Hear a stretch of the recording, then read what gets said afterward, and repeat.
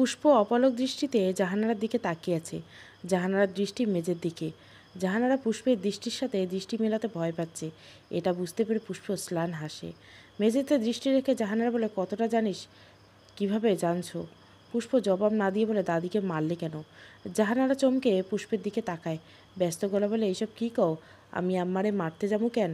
তাহলে দাদি যেদিন মারা গিয়েছে সেই রাতে তুমি আর তোমার তথাকথিত প্রেমিক দাদির ঘরে কী করছো?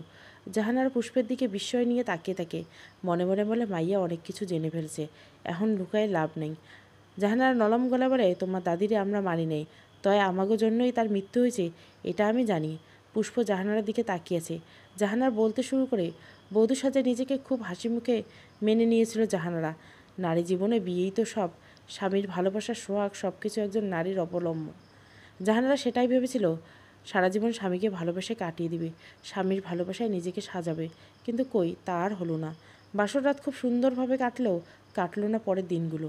জাহানারার অশুদ্ধ ভাষা জামাল মোল্লার পছন্দ হলো না। প্রথম বলতো, শুদ্ধ অশুদ্ধ মিলিয়ে না বলে ভাষা সুন্দর করো। দিন যত যায় জাহানারা পরিবর্তন হতে পারে না। পারবে কীভাবে? অশিক্ষিত নারী হয়ে শিক্ষিত স্বামীর পাওয়ার জ্বালা বোধহয় এটা। দিন যায়, জামাল মোল্লার কণ্ঠে বিরক্ত দেখা যায়। সবসময় বলে, রূপ ছাড়া কিছু নাই, স্ত্রী হওয়ার কোনো যোগ্যতা নাই। এরপর শহরে চলে যায়। মাসের পর মাস কেটে যায়, তাও ফিরে না। যখন ফিরে তখন মুখ ফিরিয়ে চলে যায়।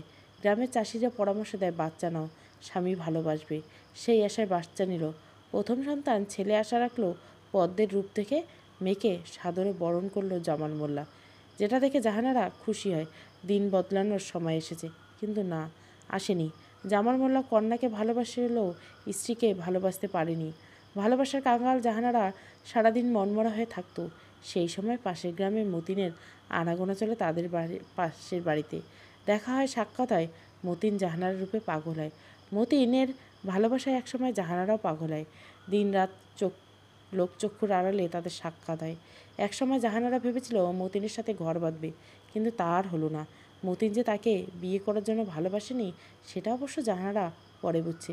তাও মতিনের সাথে সম্পর্ক রেখেছে। আসলে স্বামী দূরে যুবতী নারী কতটা মনকে মানাবে। মতিনের সাথে সম্পর্ক লুকিয়ে বেশ ভালোই চলছিল।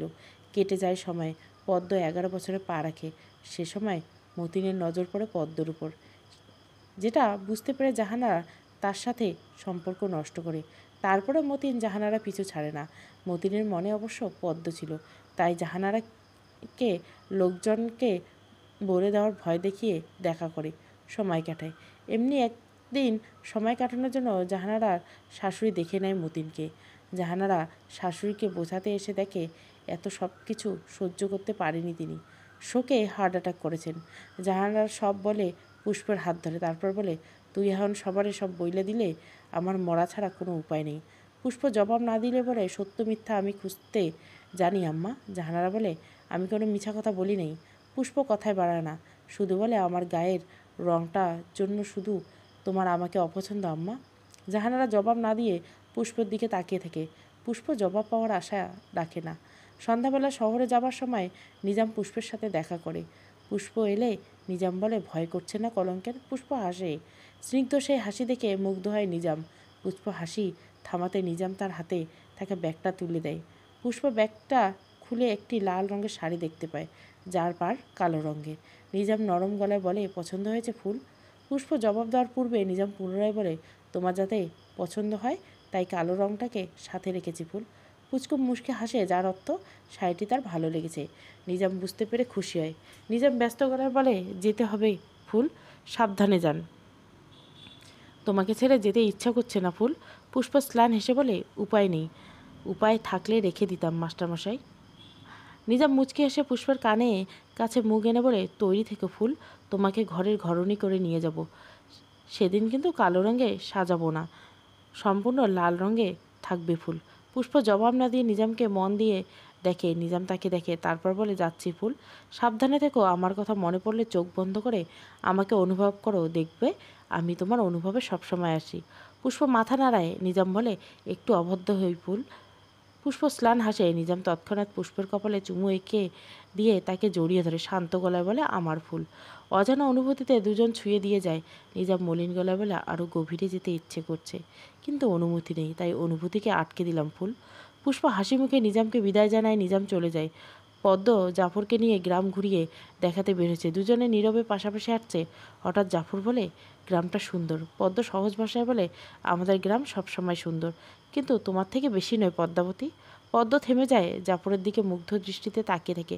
জাফর বিনিময়ে একটা হাসি দেয়। গ্রামের কিছু লোকজন মোল্লাবাড়িতে আসে। জামাল মোল্লা তাদের বসতে বলে তারা উত্তেজিত হয়ে যায়। রুক্ষ গলায় বলে, আপনি গ্রামের সম্মানীয় ব্যক্তি বলে আমরা গ্রামের মেভিচার মেনে নিব না। জামাল মোল্লা বুঝতে না পেরে বলে, মানে? একজন বলে, আপনার মাইয়া এই শাহজাহান আজ পল্টুদের কামরায় দেখেছে। জামাল মোল্লা অবাক হয়ে বলে, কি? পল্টু গ্রামের সেই বখাটে মস্তানদের একজন নয়? জি, তাদের একজন। লোকজনের মধ্যে গুঞ্জন আছে পল্টু মানুষও খুন করেছে। তাদের কাছে আপনার মেয়ে কী করতে গিয়েছিল? আমি শুনেছি বেশ সময় ছিল। শাহজাহান গর্ব করে বলে, আমি নিজ চোখে ওই মাইয়ারে দেখেছি অনেকক্ষণ থাকতে, প্রায় 2 ঘন্টা। জামাল মোল্লা পদ্ম এবং পুষ্পকে ডেকে পাঠায়। তাদের পরে গ্রামের লোকজন কি বলছে। পদ্ম ও পুষ্প দুজনে চুপ। ততক্ষণে সেখানে জাফর এবং জাহানারা আসে। পুষ্প যেই না বলতে যাবে আমি গিয়েছিলাম, সে সময় পদ্ম বলে ওঠে, আমি তাদের কামরার পাশ দিয়ে এসেছি, ভেতরে থাকিনি তো। শাহজাহান রুক্ষ গলায় বলে, একদম মিথ্যে কথা বলবা না। আমি নিজ চোখে তোমাদের ভেতরে অকাম করতে দেখেছি। পুষ্প রাগী দৃষ্টিতে শাহজাহানের দিকে তাকিয়েছে। সে নিশ্চিত শাহজাহান তাকে দেখেনি, কিন্তু মিথ্যে কেন বলছে? পদ্ম পুষ্পের দিকে তাকায়। পুষ্পের চোখ মুখে ভয় দেখা যাচ্ছে না, তবে রাগ স্পষ্ট। পদ্ম মনে মনে বলে, এর অর্থ তারা বানিয়ে বলছে, কিন্তু এটা তো সত্যি। পুষ্প পল্টুদের কাছে গিয়েছিল, রতন আমাকে নিয়ে যে বলেছে। পুষ্প কেন গিয়েছিল ওখানে? পদ্ম কিছু বলতে যাবে, তার পূর্বে পুষ্প বলে, আপনি বাস্তবে আমাদের 2 বোনের কাউকে দেখেছেন? শাহজাহান বলে, হ্যাঁ দেখেছি। ভেতরে পদ্ম এবং তাদের রঙ্গলীলা দেখেছি। গ্রামের লোকজন এবার ছিছি করে। সবাই পদ্মের চরিত্র নিয়ে বাজে কথা বলা শুরু করেছে। পুষ্প চিৎকার করে বলে, পদ্ম যায়নি, আমি গিয়েছিলাম, কিন্তু উনি যা বলেছেন তা মিথ্যে। গ্রামের লোকজন বলে, মিথ্যে বলে লাভ কি? পদ্মাবতী যে সুন্দরী, তারে পল্টুরা এমনি এমনি ছাড়বে? তার উপর নিচ থেকে গিয়েছিল। পুষ্প রেগে যায়। বারবার বলেছিল সব মিথ্যে। তখন একজন বলে ওঠে, তাহলে তুমি গিয়ে সেখানে রংলীলা করছিলে? এবার সবাই পুষ্প সম্পর্কে বাজে কথা বলেছিল। একজন বলল, গায়ে যে রং, তাতে কে বিয়ে করতো? নিজাম কয়েকদিন বিয়ে করব কইরা খেয়েছে, এবার জ্বালা মেটাতে পল্টুর কাছে গিয়েছে। পদ্ম সহ্য করতে না পেরে বলে, আমি গিয়েছিলাম। আপনারা তো বলেন পুষ্প কালো, তাকে কেউ ছুবে না, তাহলে এখন এসব কেন বলতেছেন? আর সত্যি তো এটা যে আমি গিয়েছিলাম, ওখানে আমিই ছিলাম। কলঙ্ক যদি লেগে থাকে তবে সেটা আমার সাথে, কিন্তু হ্যাঁ, আমার সাথে ওখানে কিছুই হয়নি। তাদের সাথে আমার দেখা হয়নি। আমি শুধু ওই পথ দিয়ে এসেছি, এটাই সত্যি। পুষ্প অবাক হয়ে পদ্মর দিকে তাকিয়ে থাকে। শাহজাহান তাল মিলে বলে, হ্যাঁ, আমি পদ্মাবতীকে দেখেছি। সবাই যে যার মতো পদ্মকে অপমান করে। জামাল মোল্লা নীরবে সেসব শুনছে। কয়েকজন তো বলেই ফেলল, রূপ দিয়ে কিছু হবে না, এই কলঙ্কিনীকে কে বিয়ে করে? জাহানারা পদ্মর দিকে এক দৃষ্টিতে তাকিয়েছে। পদ্ম তার দিকে তাকিয়েছে। জাহানারা বেগম পদ্মকে কঠিন গলায় জিজ্ঞাসা করলো, কেন এটা করলি? পদ্ম শান্ত গলায় বলে, কেন আম্মা, তুমি খুশি হওনি? লোকজন আমার গায়ে দাগ দিচ্ছে, সেটা দেখে তোমার মজা লাগেনি? ভালো লাগেনি আম্মা? তা আমাকে গ্রাম থেকে বের করে দিলে না কেন আম্মা? পুষ্প হলে তো ঠিকই বের করে দিত। জাহানারা অবাক হয়ে পদ্মর দিকে তাকায়। পদ্ম বলে, দেখলে আম্মা, আমি সব নিজের গায়ে নিয়েও নেওয়ার পরও পুষ্প নিজেকে দোষী বলছে। কয়েক মুহূর্তের জন্য সবাই ওর চরিত্রের দাগ বসেছিল, কিন্তু কি বলো তো, পারেনি। আসলে সবাই তোমার মতো সুন্দরের পূজারী, তাই তো। পদ্মর মতো সুন্দর যেখানে বলেছে, সে ছিল পল্টুদের ওখানে। সেখানে পুষ্পকে দোষী ভাবার কোনো কারণ নেই, তাই না আম্মা? জাহানারা নিস্তব্ধ। পদ্ম কান্না করে দিল। কান্না করতে করতে জাহানারা পায়ে পড়ে বলল, আম্মা দেখো, তোমার পদ্ম কয়েক মুহূর্তে কলঙ্কিত হয়ে গেল। সারা গ্রামে খবর রটে যাবে আম্মা। কেন আম্মা? কেন পুষ্পকে কলঙ্কিত করতে চেয়েছিল, কেন? জাহানারা চুপ। হ্যাঁ, এটাই সত্যি। যখন জেনেছে পুষ্প পল্টুরা যেখানে থাকে তার আশেপাশে গিয়েছিল, তখন সে টাকা দিয়ে গ্রামের কয়েকজন ও তাদের বাড়িতে এসে ঝামেলা করতে বলে। এই সুযোগে পুষ্পকে গ্রামের বাইরে বের করার উদ্দেশ্য ছিল জাহানারা, কিন্তু পদ্মর জন্য সেটা হলো না।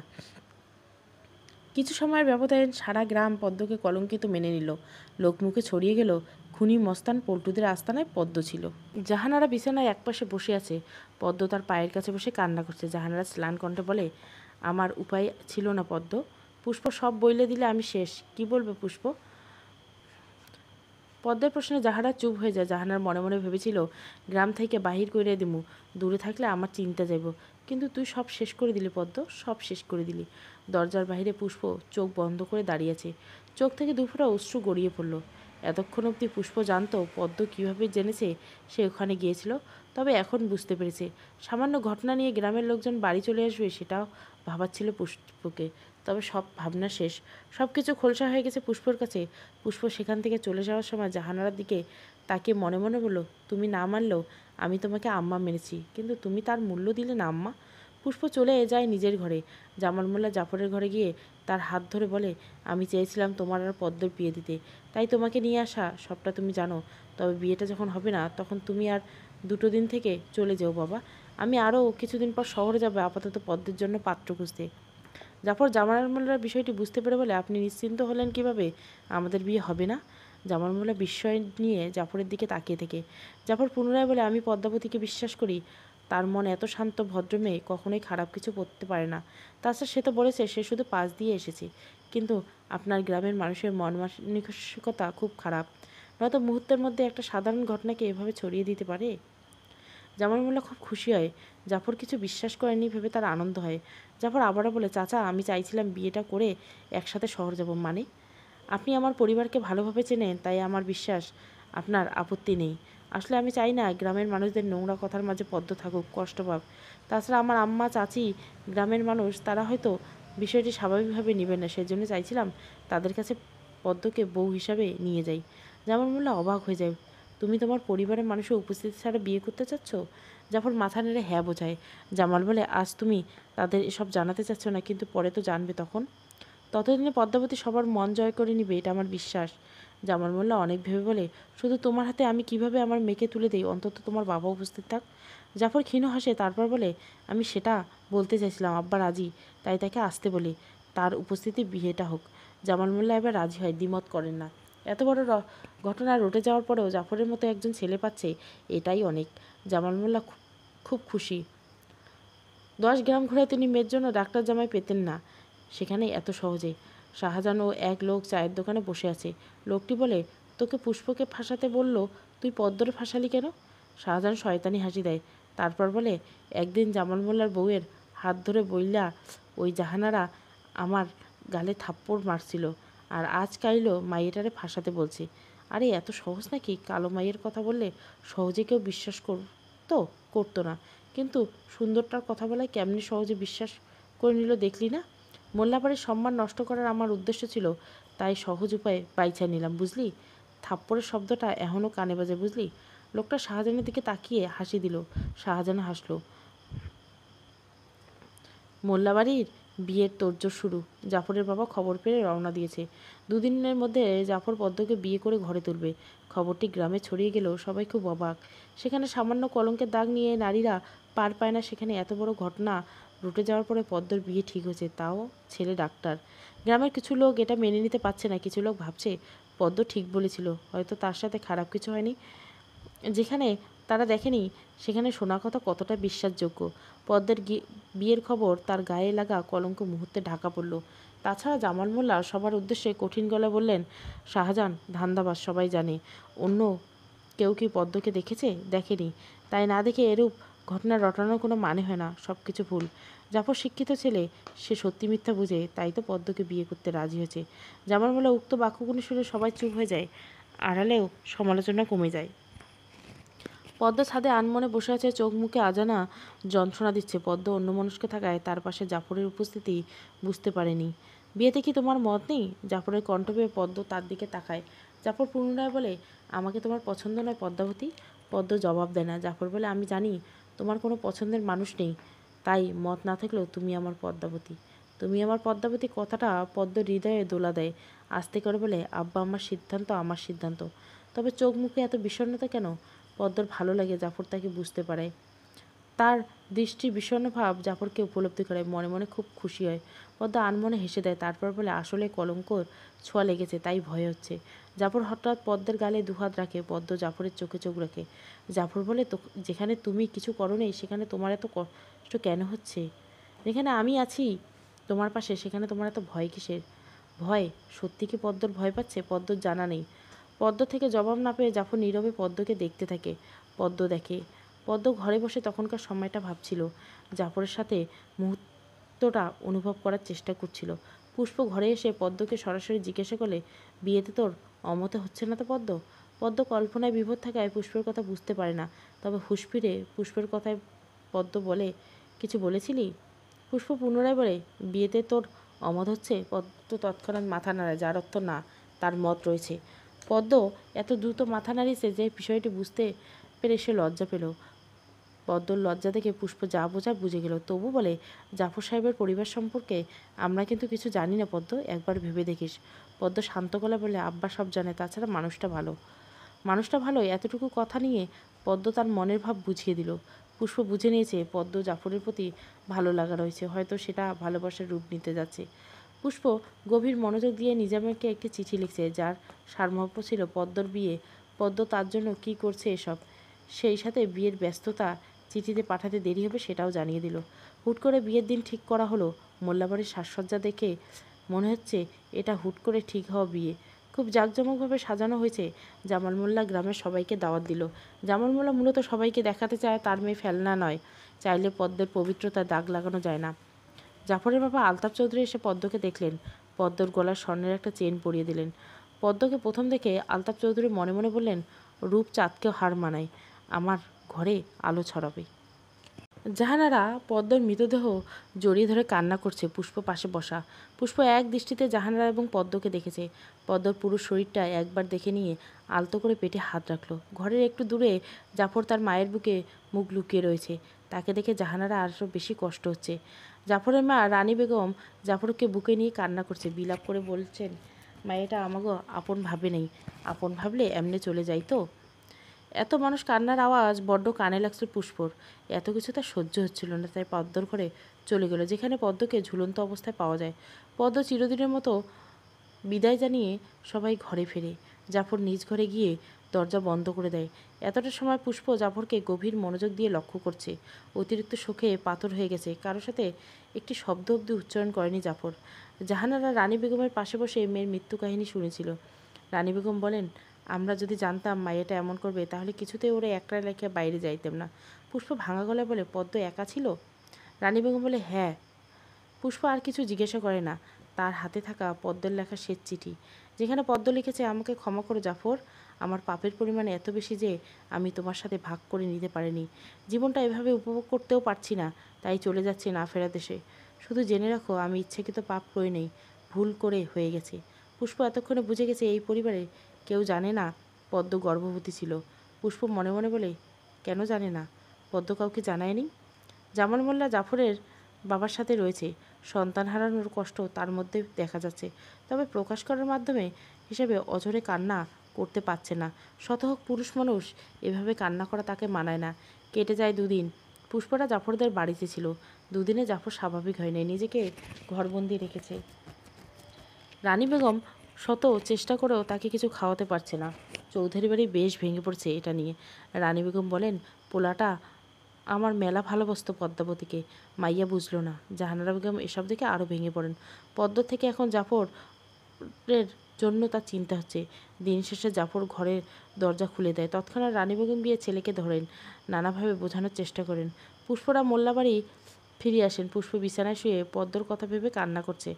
কান্না অবস্থায় বিড়বিড় করে বলল, জীবনের শুরু থেকে শেষটা এত যন্ত্রণা দিয়ে কেন লেখা হলো? কী ভুল করেছি আমি? পুষ্প স্মৃতিচারণ করলো পদ্মার সাথে কাটানো সব মুহূর্ত। ছোটবেলা থেকে দুজনে কত দুষ্টামি করেছে। যদি পদ্ম শান্ত ছিল, কিন্তু অশান্ত বয়ে চলা নদীর মতো ছিল পুষ্প। তাই তার পাগলামিতে সাড়া দিতে বাধ্য হতো পদ্ম। হঠাৎ পুষ্পের কানে নিজামের একটি বাক্য প্রতিধ্বনিত হলো, সেটা হলো, আমার ফুল তুমি। আমার সেই ফুল, যার মনের জোর ভয়াবহ। এত সহজে ভেঙে পড়া মানায় না তোমাকে ফুল, কিছুতেই মানায় না। পুষ্প চোখ বন্ধ করে তাকায়, তারপর বলে, ঠিক তাই পদ্ম, তোর জীবনের সব রং যে কেড়ে নিয়েছে, আমি তাকে ধূসর রঙে সাজিয়ে দিব। 1 মাস পদ্মের কথা ভাবতে ভাবতে কেটে যায় পুষ্পর। জাহানারা আজও মেয়ের শোকে কাতর। পুষ্প রান্না করে খাবার নিয়ে জাহানারার কাছে গেল। তার সামনে খাবার রেখে বলল, তুমি এভাবে নাওয়া খাওয়া বাদ দিয়ে দিলে পদ্ম খুব কষ্ট পাবে আম্মা। জাহানারা রুক্ষ গলায় বলে, নাওয়া খাওয়া বাদ দিলাম কই, সেই তো মায়েটারে ছাড়া মাসখানেক বাইচে আছি। পুষ্প জবাব দেয় না। জাহানারা বলে, মায়েটারে দূরে পাঠানো আমার ভুল ছিল, পোলাটাও বা কী দোষ ছিল, সেও তো কষ্ট পাইতেছে। পুষ্প এবারও চুপ। হঠাৎ জাহানারা বলে, তোরে এইসব বইলে কি হবে? যা গেছে সেটা তো শুধুমাত্র আমার গেছে, তোর যায় আসে না। পুষ্পর বুকটা কেঁপে উঠল। সত্যি কি তার যায় আসে না? পদ্ম তার কাছে কি ছিল সেটা একমাত্র সে জানে। তবে হ্যাঁ, পদ্ম তাকে তার চেয়ে বেশি ভালোবাসতো, এটা মানতে হবে, মানতে বাধ্য পুষ্প। জাহানারা বলে, আমার মাইয়ার স্থানে থাকলে বুঝতি না জানি কত কষ্ট নিয়ে মরছে। পুষ্প মুচকি এসে বলে, পদ্মর স্থানে থাকলে ধুকে ধুকে মরতাম আম্মা। আমি পদ্ম নই আম্মা, যে সব যেন। পুষ্প চুপ হয়ে যায়, দ্রুত পায়ে হেঁটে ঘর থেকে বেরিয়ে যায়। জাহানারা অবাক হয়ে বলে, আবার কোন সত্যি জানছে মাইয়া? চৌধুরী পরিবার শোকের ছায়া ভুলে গেল। কেন জানি না, ভালো নেই। তার কারণ জাফর। 1 মাসও জাফর ভালো নাই। তার মুখে হাসির খুব আভা দেখা দিয়েছে। সবসময় মুখশ্রী কেমন শুকনো থাকে, যেটা সহ্য হয় না রানী বেগমের। মায়ের মন সন্তানে এরূপ মেনে নিতে পারছে না। রানী বেগম আলতাফ চৌধুরীকে বলে, মাইয়া দেখো, পোলার আবার বিয়ে দিব। আলতাফ চৌধুরী বিচলিত হয়ে বসে, ঝোঁকের বসে সিদ্ধান্ত নিও না। জাফর কি বিয়ে করতে রাজি হবে? তাহলে কি পোলাটারে ধুইকে ধুইকে মরতে দেখবো? আলতাফ চৌধুরী চুপ করে যান। তিনি ছেলেকে এভাবে সহ্য করতে পারছেন না। একমাত্র ছেলে বড্ড আদরের। পুষ্প ঘরে বসেছিল, জামাল মোল্লা এসে তার পাশে বসলো। শান্ত গলায় বলল, পদ্ম তো নাই, এবার তোমার বিয়েটা দিতে পারলে ভালো লাগতো আম্মা। জামাল মোল্লার কণ্ঠে আম্মা ডাক শুনে পুষ্প পালকহীনভাবে তাকিয়ে আছে।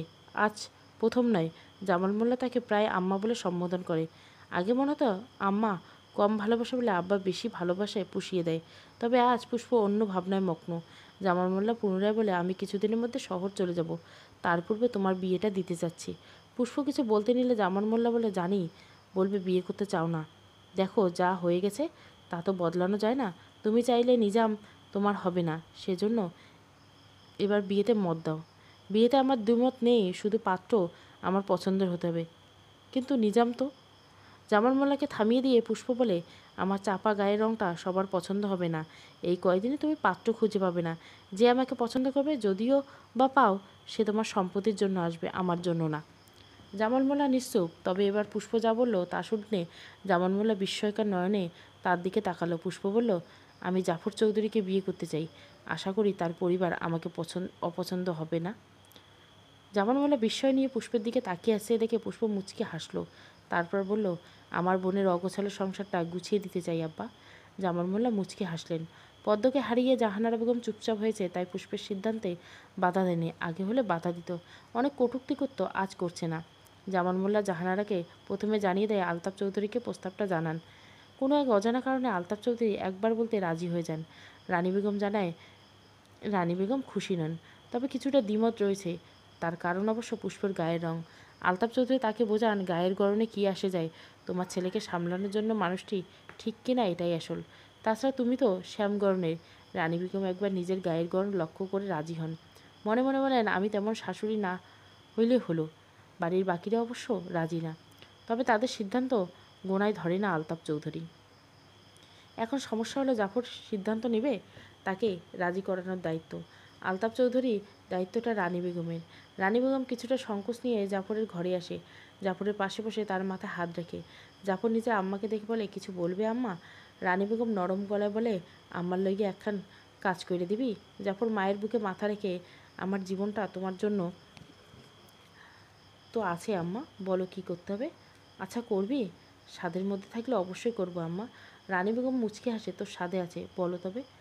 আমার লইয়া পদ্মের বোন রে লইয়া আনবি? পদ্মের বোন? জাফরের তৎক্ষণাৎ পুষ্পের মুখটা ভেসে ওঠে। শান্ত কণ্ঠ বলে, তাদের বেড়াতে নিয়ে আসতে হবে? আচ্ছা নিয়ে আসবো। বেড়াতে নয়, একবারে নিয়ে আসবে, মানে বউ বানাইয়া। জাফর চমকে উঠে দাঁড়ায়, উত্তেজিত হয়ে বলে, এসব কী বলছো আম্মা? রানী বেগম বিচলিত না হয়ে বলে, এইটা আমার শেষ আবদার তোর কাছে, আর কখনো আবদার করব না। জাফর রানী বেগমের করুণ মুখের দিকে তাকিয়ে থেমে যায়, কিছু বলে না। 2 মাস কেটে যায় রানী বেগম জাফরকে রাজি করাতে।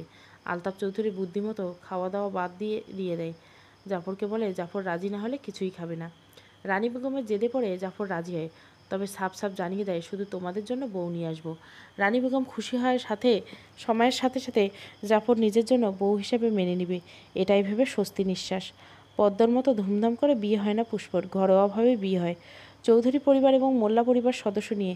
ইচ্ছে না থাকলেও জাহানারা পুষ্পকে বধূ সেজে সাজায়। আয়নায় নিজেকে বধূ বেশে দেখে চোখ বন্ধ করে নেয় পুষ্প। মনে মনে বলে, আমার ফুল বউ সেজেছে, আপনার ফুল বউ সেজেছে মাস্টারমশাই, কিন্তু আপনার জন্য নয়, অন্য কারোর জন্য। আমাকে পারলে ক্ষমা করে দিবেন মাস্টারমশাই। আমাকে যে চৌধুরী বাড়ি যেতেই হবে। আমি আসছি মানিক চৌধুরী। বন্ধ চোখ মেলে তাকায় পুষ্প। লাল রঙের বেনারসিতে মন্দ লাগছে না। সবার চোখে হয়তো মন্দ লাগছে, কিন্তু তার মাস্টারমশাইয়ের চোখে হয় সবচেয়ে সুন্দর লাগতো। আজ তার মাস্টারমশাই তাকে দেখলে খুব খুশি হতেন। বিয়ের আয়োজন শেষ করে পুষ্পকে নিয়ে রওনা দেয় চৌধুরী পরিবার। শেষ বিদায়ের সময় পুষ্প গিয়ে জাহানারাকে জড়িয়ে ধরে বলে, তুমি আমাকে কন্যা ভাবনি, কিন্তু আমি তোমাকে আম্মা ভেবে বড় হয়েছি। আসলে গায়ের রঙটা সাদা হলে হয়তো আমার জন্য তোমার দৃষ্টিভঙ্গি বদলাতো। ভালো থেকে আম্মা। পুষ্প নামক অভিশাপ তোমার জীবন থেকে চিরদিনের মতো দূরে সরিয়ে দিলাম। জাহানারা নিশ্চুপ। জীবনে প্রথমবার পুষ্পর কথা তার ভীষণ কষ্ট হচ্ছে, ভীষণ কষ্ট হচ্ছে। সবাইকে বিদায় জানিয়ে পুষ্প গাড়িতে উঠতে যায়। সেই সময় রতন পুষ্পর হাত ধরে। পুষ্প রতনকে দেখে স্লান হাসে। রতন বলে, ভালো থেকো বুড়ি। তোমার থাইকা কারণে ওখানে অনেক পয়সা নিচ্ছে, সব ভুলে যাইগো। পুষ্প মুচকি হেসে রতনের মাথায় হাত রেখে বলে, তুই অনেক বড় হ রতন। পুষ্প চলে যায় পলাশপুর গ্রাম ছাড়িয়ে, নতুন জীবনের উদ্দেশ্যে বেরিয়ে পড়ে। বধূবরণ শেষে পুষ্পকে চৌধুরী পরিবারে অন্দরমহলে নিয়ে যায় রানী বেগম। রানী বেগম তার দেবরের স্ত্রী শারমিন বেগমকে দেখিয়ে বলে, আমার যা। তোমার কাকি শাশুড়ি। পুষ্প আস্তে করে বলে, জানি, চিনি আমি। শারমিন বেগম বলে, বোনের সংসারে আসছে, অন্য কোথাও থেকে আসছে যে চেনা লাগবে। পুষ্প চুপ, মেজের দিকে দৃষ্টি। হঠাৎ পুরুষ কণ্ঠ শুনে সেদিকে তাকায়। মানিক চৌধুরী বলে, প্রথমবার ভাই চাঁদ নিয়ে আসছিল, এবার তো চাঁদের কলঙ্ক নিয়ে আসছে। মানিক শব্দ করে হেসে দেয়। হাসি দিয়ে বুঝাই মজা করছিল। শারমিন বেগম অবশ্য মানিককে ধমক দেয়। পুষ্প কঠিন দৃষ্টি নিয়ে মানিক চৌধুরীকে দেখে নেয়। পুষ্পের সেই দৃষ্টি উপেক্ষা করতে গিয়েও পারে না মানিক। মনে মনে বলে, আমার দিকে এভাবে তাকিয়েছে কেন। এমন সময় আলতাফ চৌধুরীর ভাই রাইয়ান চৌধুরী আসে। পুষ্প তার সাথে পরিচিত হয়। মনে মনে বলে, বাড়িতে 6 জন সদস্য, 2 জন মহিলা, বাকি 4 জন পুরুষ। পুষ্পকে বাসর ঘরে বসিয়ে রাখা হয়। জাফর বধূবরণ শেষে যে বের হয়েছে আর ফিরেনি। আজ ফিরবে না তাও অনিশ্চিত, অথচ পুষ্পকে ঘরে বসিয়ে রেখেছে। পুষ্প ফুলে সাজানো বাসর ঘরটি ভালোভাবে লক্ষ্য করছে। আলতোভাবে সব কিছু ছুঁয়ে দেয়। হঠাৎ নিজামের কপালে চুমু এঁকে দেওয়ার মুহূর্তগুলো মনে পড়ে যায়। দুফোঁটা অশ্রু গড়িয়ে পড়ে। চোখের অশ্রু মুছে, আপনার সাথে স্বপ্নের বাসর বাস্তবে কাটানো হলো না মাস্টারমশাই। হঠাৎ হৃদয় জুড়ে বিষণ্ণতা ছুঁয়ে দেয় পুষ্পকে। বিষণ্ণ মনে অনেকটা সময় কেটে যায়। দরজা খোলার শব্দ পেয়ে পুষ্প দরজার দিকে তাকায়। জাফর ঘরে প্রবেশ করতে দেখে পুষ্প নিজেকে ঠিক করে। পুষ্প জাফর দরজা খুলে পুষ্পকে দেখে রেখে যায়। একটু উত্তেজিত হয়ে বলে, তুমি আমার ঘরে কি করছো? পুষ্প জবাব দেয় না। জাফর এগিয়ে এসে পুষ্পর দিকে আঙুল তুলে বলে, বাধ্য হয়ে বিয়ে করছি। আমার জীবনে তোমার কোনো স্থান নেই, তাই বউ হওয়ার বৃথা চেষ্টা করবে না। এখন চুপচাপ ঘর থেকে বেরিয়ে যাও। পুষ্প নরম গলায় বলে, বউ হতে চাই না, কিন্তু ঘরের বাইরে যাওয়া ভালো দেখায় না। বদ্ধ ঘর থেকে দূরত্ব বজায় রাখা যায়। শেষের লাইনটাতে কিছু একটা ছিল। জাফর চুপ হয়ে যায়। কিছুক্ষণ নীরব সময় কাটে। নীরবতা ভেঙে জাফর বলে, মেঝেতে বিছানা পেতে শুয়ে পড়ো। বাক্যটি ব্যয় করে বিছানায় শুয়ে পড়ে জাফর। পুষ্প নিঃশব্দে মেঝেতে বিছানায় করে শুয়ে পড়ে। মাঝরাতে নিজের শরীরে কারো স্পর্শ পেয়ে চমকে ওঠে জাফর। পদ্ম বলে যেই না জড়িয়ে ধরতে যাবে, তখনই পুষ্পকে দেখে হক চকিয়ে দেয়। ছিটকে দূরে সরে যায়। শব্দ পেয়ে পুষ্প জেগে ওঠে। ভয়ে চোখ মুখ বন্ধ করে বলে, ভূত ভূত। জাফর ভুরু কুচকে পুষ্পর দিকে তাকিয়ে থাকে। পুষ্প ভয় পেয়ে কাঁচুমাচু হয়ে গেছে। পুষ্পের ভয় কাটাতে জাফর একটু জোরে বলে ওঠে, পুষ্প। পুষ্প শান্ত হয়ে যায়। মুখ দিয়ে বের হওয়া সব শব্দ বন্ধ হয়ে যায়। ভয়ে বন্ধ করে চোখ মেলে তাকায়। চোখ মেলে জাফরকে তার দিকে তাকিয়ে থাকতে দেখে বেশ অবাক হয়। জাফর বলে, বিছানায় কি? পুষ্প রাতের কথা মনে পড়তে ভয় মিশ্রিত কণ্ঠে বলে, আমি মেঝেতে ঘুমাতে পারবো না, আপনি ঘুমান। কি? উচ্চ শব্দ কি শুনে কেঁপে ওঠে পুষ্প। শান্ত গলা বলে, খাটের নিচে ভূত আছে। আমি কিছুতেই মেঝেতে ঘুমাতে পারবো না, দয়া করে আমাকে মেঝেতে ঘুমাতে বলবেন না। পুষ্পর চোখে মুখে ভয় দেখে জাফর চুপ করে যায়। বিছানার মাঝখানে বালিশ দিয়ে বলে, এই পাশে আসার চেষ্টা করো না, এসে লাভ নেই। আমার ঘরে, আমার বিছানা থেকে তুমি আমার জীবনে প্রবেশ করতে পারবে না। কারণ কি, গায়ের রং নাকি পদ্ম? পুষ্পের প্রশ্ন শুনে জাফর শান্ত চোখে তার দিকে তাকায়। জবাব না দিয়ে নিজেই পাশে শুয়ে পড়ে। হঠাৎ তার পদ্মের সাথে বাসর রাতের স্মৃতি মনে পড়ছিল। কত সুন্দর ছিল। সকালবেলা ঘুম থেকে উঠে পুষ্পর মুখশ্রী দেখে মাথা গরম হয়ে যায় জাফরের। তার ভাবতে কষ্ট হয়, এখন থেকে রোজ এই মেয়েটাকে দেখে সকাল শুরু করতে হবে। পুষ্পকে না জাগিয়ে রাগ নিয়ে বাড়ি থেকে বের হয় জাফর। জাফর হন্তদন্ত হয়ে যেতে দেখে রানী বেগম ঘরে প্রবেশ করে। পুষ্পকে নিশ্চিন্তে ঘুমাতে দেখে স্বস্তির নিঃশ্বাস ফেলে। রানী বেগম এসে পুষ্পের মাথার কাছে বসলেন। রানী বেগম তার হাত পুষ্পের মাথায় বুলিয়ে দিলেন। পুষ্পর ঘুম ভাঙে। মাথায় কারো হাতের ছোঁয়া পেয়ে তাকে দেখার জন্য বেকুল হয়ে যায়। রানী বেগম দেখে চমকে যায়। রানী বেগম পুষ্পকে জেগে উঠতে দেখে দেখে, তোমার ঘুম নষ্ট করে দিলাম? পুষ্প মাথা নাড়িয়ে না বলে, শীতল কণ্ঠে বলে, এভাবে আম্মা কখনো আমার মাথায় হাত বুলে দেয়নি। রানী বেগম পুষ্পের দিকে গভীর দৃষ্টিতে তাকায়। পুষ্প যে জাহানারার কাছে অবহেলিত সেটা তিনি জানতেন, পদ্মর মুখে শুনেছিলেন। তবে তিনি অবাক হন, কোনো মা কিভাবে এত মায়াবী মুখশ্রী মায়ায় না আটকে থাকতে পারে। দুপুরের দিকে চৌধুরী বাড়িতে খবর আসে মোল্লাবাড়ি তছনছ হয়ে গেছে। আগুন দাউ দাউ করে জ্বলছে সব কিছু। বাড়িতে থাকা জামাল মোল্লা এবং জাহানারা মোল্লা দুজনেই মারা গেছে। পুষ্প ঘরের এক কোণে বসে আছে। রানী বেগম এসে তাকে বুকে জড়িয়ে নেয়। পুষ্প জাহানারা এবং জামাল মোল্লার মৃতদেহের সামনে দাঁড়িয়ে আছে। জ্বলে যাওয়া মৃতদেহের মুখশ্রী বোঝা যাচ্ছে না। পুলিশের হাতে ঘরের মধ্যে কিছুতে আগুন লেগে দুর্ঘটনা ঘটেছে তারা হয়তো দেখেছে, তখন বের হওয়ার উপায় পায়নি। পুষ্প কিছুই বলেনি, নিঃশব্দে শুনে যায়। পুষ্পের সাথে জাফর এসে যতই অপছন্দ করুক, কারো বাবা মার মৃত্যু রাগ দেখানো উচিত নয়। তাছাড়া তারা পদ্মরও বাবা মা। জামাল জাহানারাকে চিরবিদায় দিয়ে পুষ্প এবং জাফর চৌধুরী বাড়ির উদ্দেশ্যে বাড়ি ফেরে। গাড়িতে আনমনে পুষ্প জাফরের ঘাড়ে মাথা রেখে। সবাইকে হারিয়ে পুষ্প কষ্টে আছে বুঝতে পেরে জাফর প্রতিবাদ করে না। জাহানারা এবং রূপা দুই বান্ধবী, একই গ্রামে তাদের বাস। রূপা মোল্লাবাড়ির মেয়ে, শ্যামলা গরনে টানা হরিণীর মতো দুই আঁখি। এক মায়াবী রূপের অধিকারিণী ছিল রূপা, কিন্তু গায়ের গরমটাই সব সমাজের কাছে। সেজন্য পরপর 10 জন পাত্র দেখে তাকে অপছন্দ করে যায়। এই নিয়ে জাহানারার সাথে মন খারাপের গল্প করছিল রূপা। জাহানারা তার কষ্ট বুঝতে পেরে বলে, কষ্ট পাইস না, একদিন তোর লাইগা রাজকুমার আইব। সেই কথা শুনে রূপা হাসে, মুখে হাসি ধরে রেখে বলে, রাজকুমার না চাই, বিয়ের সময় দেখিস। রূপা জবাব দেয় না। রূপার বিয়ের চিন্তায় বেশ ভেঙে পড়ে তার আম্মা। আব্বা গত হয়েছে 2 বছর, মেয়েকে নিয়ে আম্মার বড় চিন্তা। আম্মার চিন্তা দেখে জামান মোল্লা বলে, আমি রূপার জন্য ভালো পাত্র খুঁজে নিয়ে আসবো আম্মা, চিন্তা করো না। হলো তাই। ঠিক 15 দিন পর জামাল মোল্লা পাত্র নিয়ে এলো। শহরে মস্ত বড় চাকরি করে, তাদের গ্রামে ছেলেই। চাকরি সূত্রে শহরে বসবাস করেছে কয়েক বছর ধরে। ছেলে সব কিছু ভালো, শুধু ছেলে অনাথ। জামালের আম্মা কোনো দ্বিমত পোষণ করলো না। গায়ের রংটা চাপা যেন, পাত্র তার মেয়েকে পছন্দ করেছে, সেখানে এটুকু ছাড় দেওয়াই যায়।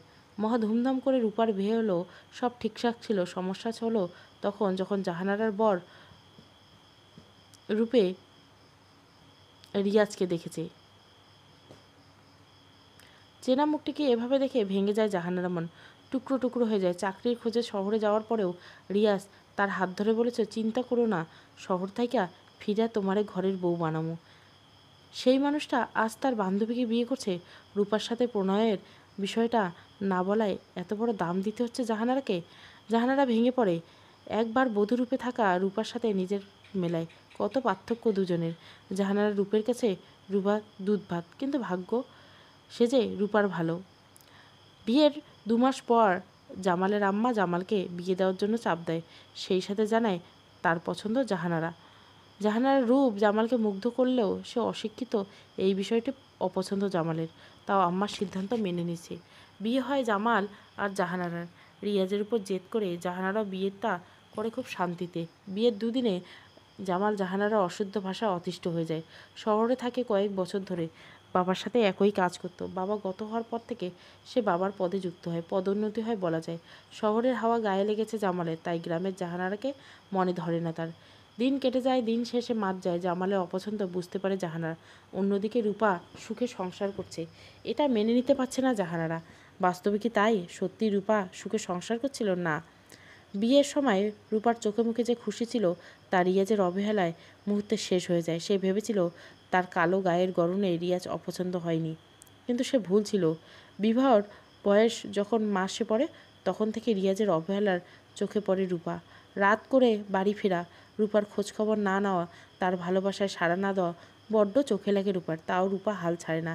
সেদিন রাতে খুব সুন্দরভাবে নিজেকে সেজে রিয়াজের জন্য সাজায়।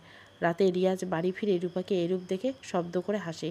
রূপা বুঝতে না পেরে বলে, এভাবে হাসছেন কেন? রিয়াজ আরও বেশি হাসে। রূপা মন খারাপ করে বলে, আমাকে ভালো দেখাচ্ছে না? রিয়াজ তাচ্ছিল্য করে বলে, কাক ময়ূর সাজতে চাইলে কি ময়ূর হইতে পারে? রূপা নিমেষে ভেঙে যায়। সবসময় শান্ত থাকা মেয়েটি সেদিন প্রথমবার গলা জোর দিয়ে বলে, আমাকে কাকের মতো লাগলে বিয়ে কেন করলেন?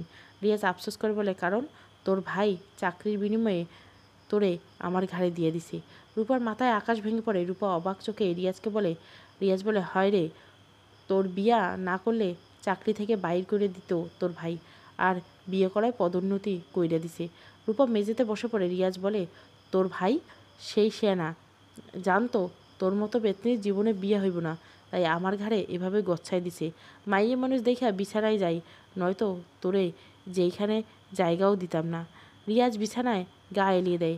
সেই রাত থেকে রূপার যন্ত্রণায় অধ্যায় শুরু। প্রতিনিয়ত রিয়াজে ঘৃণ্য ভাষায় তাকে অপমান করা শুরু। এদিকে সব সহ্যের বাঁধ ভেঙে দিয়ে রিয়াজ মেয়ে ভাড়া করে ঘরে নিয়ে আসে। সেদিন রূপা উচ্চস্বরে কথা বলে। সেই রাত আরও ভয়াবহ কাটে রূপার। রিয়াজ সেদিন ইচ্ছে মতো তাকে মারে, যা বলার বাইরে। দিন যায়, মাস যায়, বছর কাটে। রূপা জানতে পারে গর্ভবতী। কথাটা জানায় রিয়াজকে। রিয়াজ প্রথম চুপ থাকলেও পরে বলে, সন্তান তোর মতো কালো হইলে খবর আছে। সেদিন থেকে রূপা রোজ মনে মনে সুন্দর সন্তান চাইল। কেটে যায় আরও 6 মাস। জাহানারাও গর্ভবতী। শহরে রূপা একা থাকে, তাই রিয়াজ তাকে মোল্লাবাড়ি এলো। এখানে নিয়ে আসার পূর্বে রিয়াজ রূপাকে বলে, ভুলেও মুখ খুলবি না। রূপা কথা দেয় মুখ খুলবে না, কাউকে জানাবে না তার দুঃখের কথা। মোল্লাবাড়িতে রূপার দিন ভালোই কাটে, তবে অজানা কারণে জাহানারা তার সাথে কথা বলে না। রূপা বেশ কয়েকবার চেষ্টা করেছে কথা বলার, কিন্তু জাহানারা চুপ। আরও কিছু সময় কেটে যায়। প্রথমে জাহানারার বাচ্চা হয়, তার 1 মাস পর রূপার বাচ্চা হয়। জাহানারার বাচ্চা দেখে সবাই যতটা না খুশি হয়েছিল, রূপার বাচ্চা দেখে ততটাই অখুশি, কারণ বাচ্চাটা তার মায়ের মতো হয়েছে। রূপা বাচ্চাকে বুকে জড়িয়ে কান্না করে দেয়। তার কান্না সবাই আনন্দ মনে করলেও জামাল মোল্লা জানতো এই কান্না কিসের, কারণ শহরে থাকা অবস্থায় প্রায় রূপার বাসায় যেত, তাদের সব ঘটনা জানতো। জামাল বরাবর রূপাকে বলতো, সংসারে মানিয়ে চল, এই রূপ নিয়ে এর চেয়ে ভালো সংসার পেতি না। রূপা বাচ্চা নেওয়ার বুদ্ধি তার ছিল। জামাল ভেবেছিল রিয়াজ শুধরে যাবে বাচ্চা হওয়ার পর। বাচ্চা হওয়ার খবর শুনে রিয়াজ আসে, কিন্তু বাচ্চার মুখ দেখে তার মেজাজ খারাপ হয়ে যায়। সেবার 2 মাস থেকে মোল্লাবাড়ি রিয়াজ। জামাল শহরে ছিল। রিয়াজ মোল্লা বাড়ি থাকলেও রূপা তার বাচ্চাকে সময় কম দিত। তার চেয়ে জাহানারা আর পদ্মকে বেশি সময় দিত। এই বিষয়টা রূপাকে বেশ ভাবাতো। একদিন রূপা যা দেখলো সেটা সে স্বপ্নেও ভাবেনি। তার বান্ধবী এবং ভাবি, অন্যদিকে তার স্বামী, দুজন এত কাছাকাছি। রূপা সেদিন খুব ভেঙে পড়ে। রিয়াজ এসে তাকে বোঝায়, ভুল দেখছো। সেদিনের মতো প্রথমবার মোল্লাবাড়ি সবার সামনে রূপা রিয়াজ এবং জাহানারাকে অপমান করে। খবর পেয়ে জামাল আসে। জামাল রূপার কাছে আসার পূর্বে জাহানারা বানিয়ে বলে, পদ্ম সুন্দর বইলা রিয়াজ ভাই ওরে সবসময় আদর করতো, সেই সুবাদে আমার লগে গল্প করতো, তার জন্য তোমার বোন ওর লগে আমার খারাপ সম্পর্ক বানাই দিল। জাহানারা কান্না করে দেয়। সবার সামনে রূপা যখন জামালকে বলতে যায়, তখন জামাল তার গাড়ে থাপ্পড় মারে এবং বলে, তোর সাথে রিয়াজ সুখী নয় বলে এত বড় মিথ্যে ঘটনাটা বিচ্ছি। সেদিন রিয়াজ রূপাকে নিয়ে চলে যেতে চায়, কিন্তু রূপা যেতে রাজি নয়। জামাল তাকে অনেকটা জোর করে শহরে পাঠায়। শহরে এসে রূপার জীবন আরও দুর্বিষহ হয়ে যায়। রিয়াজ রোজ গায়ে হাত তোলে। একদিন রাতে গায়ে হাত তুলে বলে, তোর ভাবি হওয়ার আগে জাহানারা আমার প্রেমিকা ছিল, তাই ওর লগে আমার সব সম্পর্ক খাটে। আমি ভাবি নাই এত সহজে হারানো জিনিস ফেরত পাবো। রূপা কৌতূহলে তাকালো। রিয়াজ বলতে শুরু করলো, রিয়াজ পদ্মকে কোলে নিয়ে আদর করছিল। সে সময় জাহানারা তাকে জিজ্ঞাসা করে, আমাকে ধোকা দিলা কেন? রিয়াজ জবাব না দিলে জাহানারা বলে, আজ এই সুন্দর মাইয়াটা তোমার থাকতো, সব নষ্ট করছে তোমার ননদ, মানে তোমার জামাই চাকরি কইরা নেওয়ায় হুমকি দিয়া বোনরে আমার ঘাড়ে দিছে। তাও আমি বিয়ে করতে চাই নাই। বিয়ের আগে রূপার কথা তোমার কথা কইছিলাম, কিন্তু তাও রূপা বিয়ে ভাঙে নেই, উল্টে তার ভাইয়ের কথায় সায় দিয়ে হুমকি দিছে। কি? রূপা আমাদের সম্পর্কের কথা জানতো, পিছু সরে নেই? না। রিয়াজ মিথ্যে বিশ্বাস করে জাহানারা তাকে তার দুঃখের গল্প বলে। রিয়াজ বানিয়ে অনেক কষ্টের কথা বলে। এভাবে আস্তে আস্তে তারা আরও কাছাকাছি আসে, সম্পর্ক গড়ায় অন্যদিকে। সব শুনে রূপা থ হয়ে যায়। এরপর প্রায় রিয়াজ জাহানারার সাথে দেখা করতে যেত। সব কিছু রূপাকে বলতো। রূপা মেয়েকে বুকে নিয়ে নীরবে কষ্ট সহ্য করত। এদিকে রিয়াজ ঘরে বসে কাজ করছিল। সে সময় মেয়ের কান্নার শব্দ পেয়ে বিরক্ত হয়। রূপা কোলে নিয়ে মেয়ে কান্না থামাতে ব্যস্ত। কান্না থামছে না দেখে রিয়াজ বলে, মন চায় মাইয়াটার গলা চাইপে মারি। খবরদার, আমার মেয়ে সম্পর্কে কোনো বাজে কথা নয়। রিয়াজ রূপার দিকে তাকিয়ে অবাক হয়। রূপার অগ্নিদৃষ্টি তাকে দেখছে। রিয়াজ তৎক্ষণাৎ এক লাথি বসিয়ে দিল। তারপর বলল, তুই চোখ রাঙাস কারে? লাথি খেয়ে বাচ্চা নিচে পড়ে যায়। সেটা দেখে রূপা যেন অন্য রূপ ধারণ করে। খাটের নিচে থাকা কুড়ালটি তার নজরে আসে। রিয়াজ এগিয়ে আসতে সেটা হাতে নিয়ে তার বুকে চালিয়ে দেয়। রিয়াজ বিস্ময় দৃষ্টিতে রূপার দিকে তাকিয়েছে, বুক থেকে রক্ত ঝরছে। রূপা কঠিন গলায় বলে, এখানে আমার মেয়ের জীবন নরকের মতো কাটবে, আমি তা চাই না। আপনার মতো সঙ্গীত থেকে সারা জীবন একা থাকা ভালো। মুহূর্তে রিয়াজ মাটিতে লুটিয়ে পড়ে। রূপা জামালকে খবর দেয়। জামাল এসে রূপার এমন রূপ এবং রিয়াজের মৃতদেহ থেকে থমকে যায়। কষ্ট যেন ধৈর্যের বাঁধ ভেঙে দেয়। তখন বুঝি মানুষ এমনই হয়। রূপা জামালকে দেখে বলে, আমাকে আর আমার সন্তানকে একটি সুন্দর ঠিকানা জোগাড় করে দাও, আমরা আলাদা থাকব। জামাল পূর্বে কিছু বলতে যাবে, তার পূর্বে রূপা বলে, যার ভয়ে বোনের উপর অত্যাচার হচ্ছে জেনেও চুপ ছিলে, সেই সব কথা আমি সবাইকে জানিয়ে দেব। সেটা নিশ্চয় চাও না? না চাইলে আমি যা বললাম সেটাই করো। সেই সাথে রিয়াজের মৃতদেহ লুকিয়ে ফেলো। জামালের চোখে মুখে ভয় দেখা যাচ্ছে। সে রূপার কথা মতো রিয়াজের মৃতদেহ লুকিয়ে ফেলে। তারপর রূপাকে নতুন ভাষায় তুলে নেওয়ার জন্য যায়। মাঝ রাস্তায় গাড়িতে রূপা বাচ্চাটিকে জামালে করে দিয়ে একটু পানি খায়। সেই সুযোগে চলন্ত গাড়ি রূপাকে ধাক্কা মেরে ফেলে দেয় জামাল। তৎক্ষণাৎ গাড়ি চালক রূপার গায়ের উপর দিয়ে গাড়ি চালিয়ে নিয়ে যেতে বলে। গাড়ি এবং গাড়ি চালক দুটোই তার হওয়ার জন্য জামালের কথা মতো কাজ করে। পুষ্প ঘরের মধ্যে একা রয়েছে। সারাদিন এভাবে কেটেছে। জাফরের বাড়ি ফিরে শুনে পুষ্প কিছু খায়নি। তাতে অবশ্য কারো কোনো হেলদোল নাই। রানী বেগম সরাসরি বলে দেয়, ক্ষুধা পেলে খাবে, তুমি এত অন্যের চিন্তা করো না। জাফর ঘরে এসে পুষ্পকে আনমনে ভাবতে থেকে রাগ দেখে বলে, শুনুন নবাবজাদি, আপনার চিন্তা করার জন্য আমার আম্মার জন্ম হয়নি, তাই তাকে চিন্তা না দিয়ে ঠিক সময় খেয়ে নেবেন। জাফর পুষ্পর দিকে তাকায়, বুকের বাঁ পাশে হাত দিয়ে বলে, আপনার এইখানে যন্ত্রণাই তো, তাই বুঝেন না, থাকলে বুঝতেন। কয়েক মুহূর্তের জন্য জাফর নিশ্চুপ হয়ে যায়। পুষ্পের মুখশ্রীর দিকে তাকিয়ে থাকে। জাফর নিজের পোশাক বদলে বিছানায় একপাশে শুয়ে পড়ল। পুষ্প নীরবে বসে থাকে। কয়েকদিন কেটে যাচ্ছে। চৌধুরী বাড়ির মানুষজনের সাথে একটু ভাব হয় পুষ্পের। রানী বেগম শারমিন বেগমের সাথে ভাব বেশ হয়েছে। শারমিন বেগম কিছুটা সৌন্দর্যে পাগল হলেও পুষ্পের কথাবার্তায় তাকে ভালো লেগেছে। রানী বেগম তো প্রথম থেকেই পুষ্পকে পছন্দ করেন। সকাল সকাল রানী বেগম সাথে ঘরের কাজে হাত লাগায় পুষ্প। রানী বেগম যদিও পুষ্পকে কাজ করতে নিষেধ করে, তা পুষ্প মানে না। সারাদিন শাশুড়ি বৌমার ভালোই দিন কাটে। বিকেলবেলা রানী বেগম পুষ্পের মাথায় তেল দিচ্ছে। সেই সময় আলতাফ চৌধুরী ঘরে এসে এভাবে শাশুড়ি বৌমাকে দেখে মুচকে হাসে। পুষ্প রানী বেগমের থেকে নিজেকে ছাড়িয়ে মাথায় ঘোমটা দেয়। পুষ্প বলে, আম্মা আমি আসি। পুষ্প উঠে যেতে চাইলে আলতাফ চৌধুরী বলে, থাকো, তোমার সাথে আমার কিছু কথা আছে। পুষ্প দাঁড়িয়ে যায়। আলতাফ চৌধুরী তার পাশে এসে বলে, তোমার আব্বার সব সম্পত্তির মালিক এখন তুমি। যেহেতু গ্রামে আমরা যাব না, তাই ভাবেছিলাম ওগুলো বিক্রি করে শহরে জায়গা জমি রাখতে জাফরের নামে। তুমি কি বলো? রানী বেগম বাধা দিয়ে বলে, ওর সম্পত্তি নিয়ে তুমি এত ভাবতেছো কেন? পুষ্প বলে, আপনার ছেলের জন্য না রেখে আপনার নামে রাখুন। আপনার ছেলে ছোট মানুষ, দায়িত্ব নিতে পারবে না, আপনি গুরুজন, তাই আপনার নামে সব রাখুন। আলতাফ চৌধুরী খুশি হয়ে যায়। পুষ্পের মাথায় আশীর্বাদ রেখে দেওয়ার মতো হাত রেখে বলে, আমার লক্ষ্মী মেয়ে। মনে মনে আলতাফ চৌধুরী বলে, এই সম্পত্তির জন্য তোমাকে ছেলের পাশে মেনে নেওয়া। পুষ্প মৃদু হাসে। রানী বেগম যদিও এসবে পুষ্পকে সম্মতি দিতে বারণ করে, তবে পুষ্প তাকে বুঝিয়ে বলে, এখন এই পরিবার তার, তাই তার সব কিছু এই পরিবারের। শ্বশুরমশাই যা ভালো বুঝবেন তাই করবেন আম্মা। রানী বেগম পুষ্পের কথা শুনে বেশ খুশি হয়। পুষ্প তাদের অনুমতি নিয়ে নিজের ঘরে চলে যায়। পুষ্প চলে যেতে রানী বেগম বলে, মা এটা বড় ভালো। আলতাফ চৌধুরী সম্মতি জানায়। পুষ্প ঘরে যাওয়ার পথে মানিক চৌধুরীর সাথে দেখা হয়। মানিক একবার পুষ্পকে দেখে নেয়। পুষ্প কিছুটা দূরত্বে চলে যায়। মানিক বিদ্রুপ করে বলে, তোমার মতো মানুষের দিকে মানিক নজর দেয় না, তাই দূরত্বে না গেলেও চলবে। পুষ্প নিজের সামনে ঘরে চলে যায়। জাফর হাসপাতাল থেকে গভীর রাতে ফেরে। দরজা খোলার শব্দ পেয়ে পুষ্প তাকায়। জাফরকে দেখে দৌড়ে গিয়ে জড়িয়ে ধরে ভয় মিশ্রিত কণ্ঠে বলে, এত রাত অবধি কোথায় ছিলেন? জানেন আমি কতটা ভয় পেয়েছিলাম? জাফর পুষ্পকে ছাড়াতে চায়, কিন্তু পুষ্প তাকে ছাড়ে না, আরও শক্ত করে জড়িয়ে ধরে। জাফর বিরক্ত হয়, বলে, আজও ভূত দেখেছো? হ্যাঁ। জাফর বিরক্ত নিয়ে কিছু বলতে যাবে, তখনই পুষ্প, বিশ্বাস করুন ভূত ছিল। রোজ রোজ তোমার এক নাটক সহ্য হয় না, বিরক্তিকর। আমি মানুষটা বড্ড বিরক্তিকর। পুষ্প মনমরা কণ্ঠ শুনে জাফরের মুহূর্তে চুপ হয়ে যায়।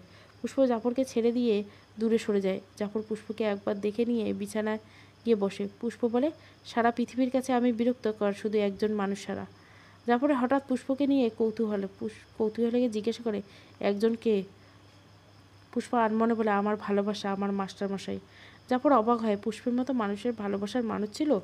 জাফর মনের মধ্যে কথাটা রাখতে পারল না, তাই বলল, তোমারও ভালোবাসার মানুষ ছিল? পুষ্প মুচকে হাসে। তারপর বলে, ছিল। তার জন্য বুঝেছি ভালোবাসা সুন্দর। ভালোবাসা গায়ের রং মানে না সমাজের ভয়। ভালোবাসা মুক্ত আকাশে উড়ে বেড়ায় রঙিন ঘুড়ির মতো, যেখানে গায়ের গরণে উঠতে ভালোবাসা। সারাদিন কাজের মধ্যে ডুব থাকায় বেশ ক্লান্ত ছিল জাফর। পুষ্পের কথা শুনে হঠাৎ ক্লান্তি ভাবটা কেটে দিল। পুষ্প পুনরায় বলে, এখনও তার ছোঁয়া আমার কাছে জীবন্ত, তার ভালোবাসার কাছ আমার কাছে সুখময়। জাফর আনমনে বলে, ভালোবাসা সত্যিই কি সুখময়? ভীষণ সুখময়।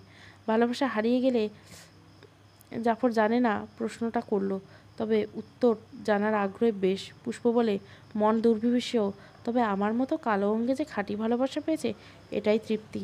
এই তৃপ্তির কাছে সব কিছু মিথ্যে, তাকে হারানোর ব্যথাও মিথ্যে। জাফরের চোখে মুখে মুগ্ধতা দেখায়। পুষ্পের কথায় মুগ্ধ হয় জাফর। জাফরের সেই মানুষটিকে দেখার ইচ্ছে হয়, পুষ্পকে যে খাঁটি ভালোবাসত। তাকে দেখার আগ্রহ জন্মায়, তবে পুষ্প মুখ মুখ ফুটে পুষ্পকে বলে না জাফর। পরদিন জাফর জোর করে পুষ্পকে নিয়ে ঘুরতে পাঠায় রানী বেগম আর শারমিন বেগম। জাফর বেশ রেগে যায়, পুষ্পকে খুব রাগ দেখায়। পুষ্প শান্ত গলায় জাফরকে বুঝিয়ে বলে, বাড়ির লোকজনের জন্য না হয় আমার মতো বিরক্তিকর মানুষটার সাথে চলুন। জাফর আর কোনো কথা বলে না, ইশারায় পুষ্পকে দিয়ে তৈরি হতে বলে। পুষ্প মৃদু হাসে। রানী বেগম এবং জাফর বের হতে দেখে বেশ খুশি। শারমিন বেগম রানী বেগম কানে বলে, এদের মধ্যে ভালোবাসা হলেও হতে পারে। রানী বেগম মাথা নাড়ায়, তার ইচ্ছে ভালোবাসা জন্মাক তাদের মধ্যে। খুব করে চান তিনি।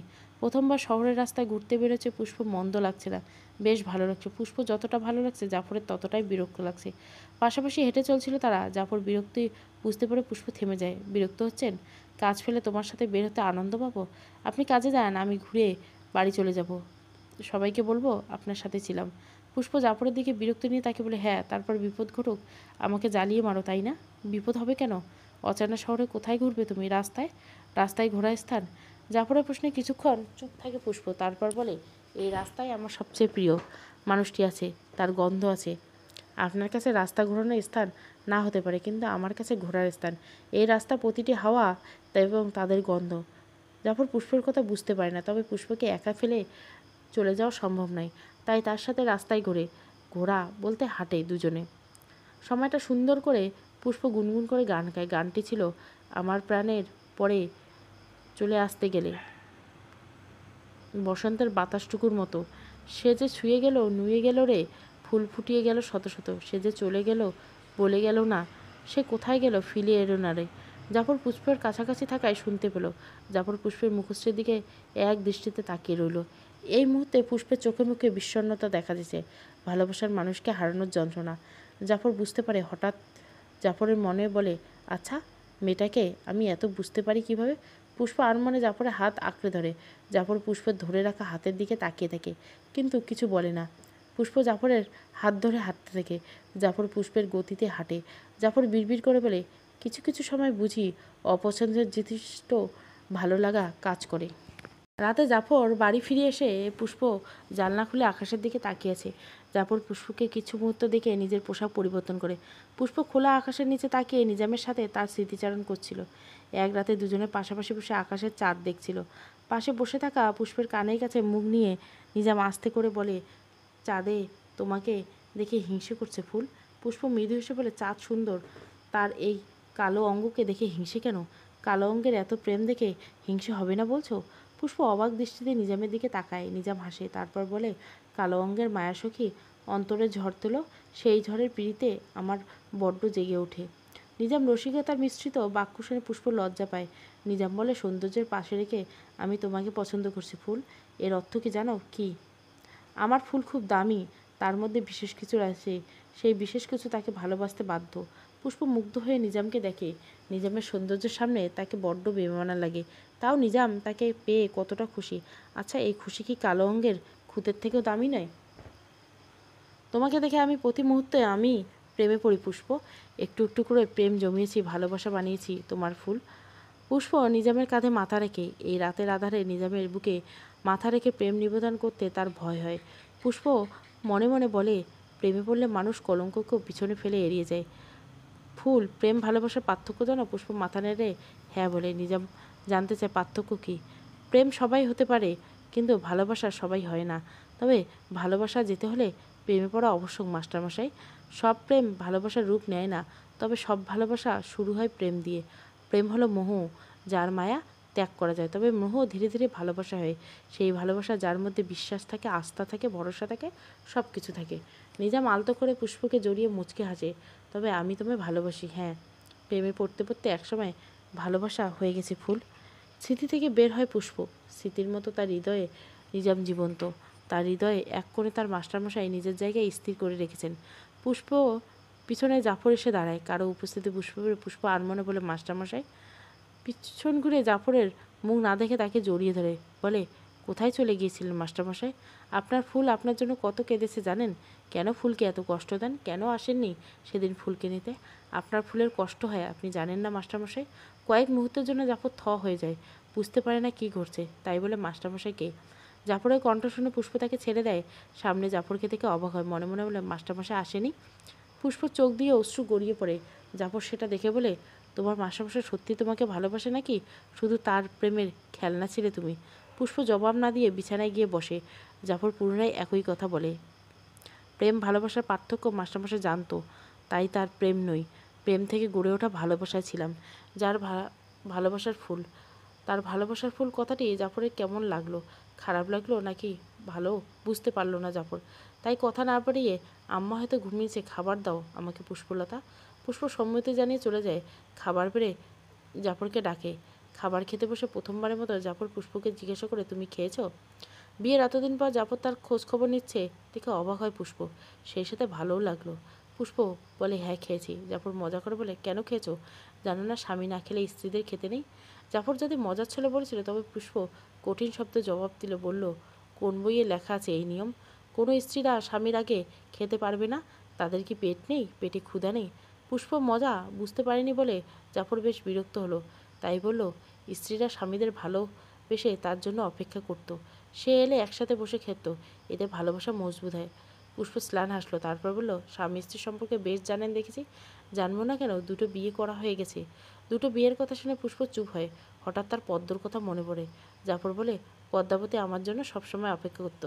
পুষ্প কাট কাট করে জবাব দিলে, আমি পদ্ম নই, আমি পুষ্প। হ্যাঁ জানি তুমি পুষ্প, পদ্মর মতো নও, যতটা দেখছি ভিন্ন মনে হয়েছে। পুষ্প আর জবাব দেয় না। জাফর চুপ করে থাকে। খাবার শেষে ঘরে চলে যায়। পুষ্প ঘরে যেতে নিয়ে থেমে যায়। রানী বেগমের আওয়াজ পাওয়া যাচ্ছে। পুষ্প সেদিকে যায়। রানী বেগম অসুস্থ হয়ে পড়েন, বমি করছেন। তার আওয়াজ পেয়েছে পুষ্প। দরজা খোলা ছিল, তাই পুষ্প তৎক্ষণাৎ রানী বেগমের কাছে চলে যায়, তাকে ধরে। রানী বেগম পুষ্পকে দেখে কিছু বলতে নেয়, কিন্তু বমির জন্য বলতে পারে না। পুষ্প রানী বেগমের গায়ে হাত দেখে, জ্বর প্রচুর। রানী বেগম বমি করা শেষ হয়ে যায়। সারা মেঝেতে বমি পড়ে আছে। পুষ্প রানী বেগমকে বিছানায় শুইয়ে দেয়। তার মাথায় জলপট্টি দিয়ে কিছুটা সুস্থ করার ব্যর্থ চেষ্টা করেছেন। রানী বেগম আবেশে চোখ বন্ধ করে নেয়। রানী বেগম ঘুমাচ্ছে বুঝতে পেরে পুষ্প মেঝে পড়ে থাকা বমি পরিষ্কার করে। সে সময় জাফর দরজার কাছে এসে দাঁড়ায়। পুষ্প ঘরে যেতে দেরি করায় তাকে খুঁজতে আসে। এসে আম্মার ঘরে পায়। জাফর অবাক হয় পুষ্প হাসি মুখে সম্পূর্ণ মেঝে পরিষ্কার করা দেখে। চোখে মুখে কোনো বিরক্ত নেই, না আছে ঘৃণা। সম্পূর্ণ মেঝে পরিষ্কার করে পুষ্প রানী বেগমের মাথায় হাত বুলে দেয়। হঠাৎ তার গা গুলিয়ে বমি আসে। দৌড়ে বাইরে চলে যায়। যাবার সময় জাফর তার চোখে পড়লেও কথা বলতে পারে না। বাইরে গিয়ে একটি বালতি বের করে সেখানে গড়গড় করে বমি ভরে দেয়। জাফর এগিয়ে এসে তার পিঠে হাত বুলায়, বলে, ঘৃণায় বমি আসলো? পুষ্প জবাব দিতে পারে না। পুষ্প শান্ত হয়ে বসে থাকে। তার বমি শেষ। নিজেকে সামলে বলে, ভালোবাসার মানুষের কোনো কাজেই ঘৃণা হয় না। আসলে ছোট্ট থেকে কারো বমি দেখলে আমার আসে, এটা কি রোগ বলে জানা নেই। পুষ্পর জবাব শুনে জাফর তার দিকে তাকিয়ে থাকে।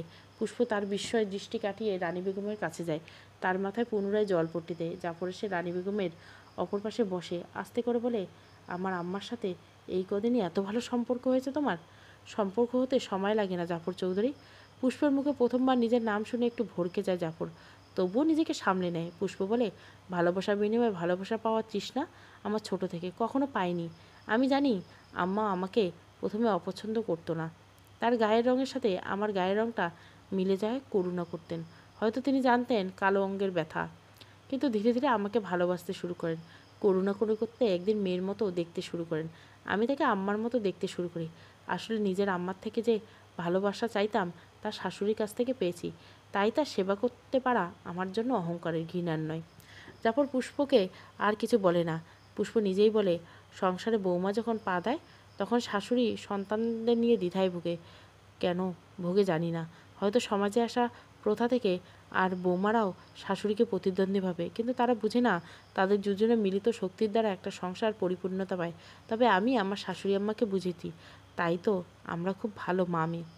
তারপর রানী বেগমের পায়ে দিয়ে দেখে জ্বরটা কতটা আছে, সেই অনুযায়ী চিকিৎসা দিবে। পুষ্প রানী বেগমের সেবায় মনোযোগ হয়।